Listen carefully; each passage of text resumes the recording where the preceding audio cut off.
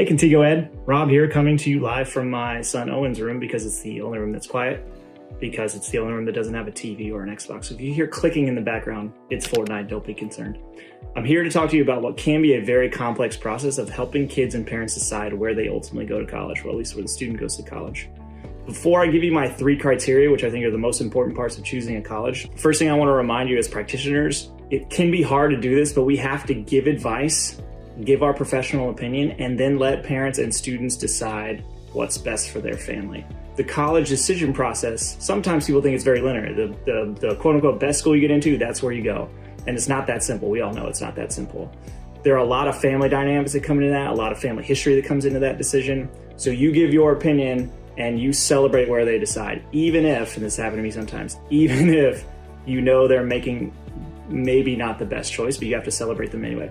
So I have 3 criteria for helping students and families pick where they go to college, and it's in descending order. So number 1 is more important than number 3. The number 1 most important factor when choosing a college is affordability. It's not even close to being second or third. It's the most important factor in the admission process.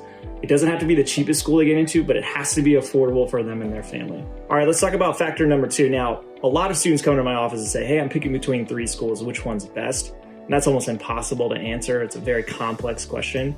But I think the only quantifiable metric that I think could even be remotely helpful is graduation rates. Now, I know that graduation rates can be inflated due to privilege, right? There are a lot of students who are marginalized when it comes to the college application process. There are fantastic HBCUs and HSIs that are helping marginalized communities that might adjust or might have a lower graduation rate than other institutions because they serve predominantly students who have been systemically oppressed in the process. So just know that I recognize that. So it's not a perfect metric, but it's one that can be helpful. So schools that graduate 80 to 100% on a 4 to 6 year graduation rate is incredibly high. 60 to 80% is still remarkably good.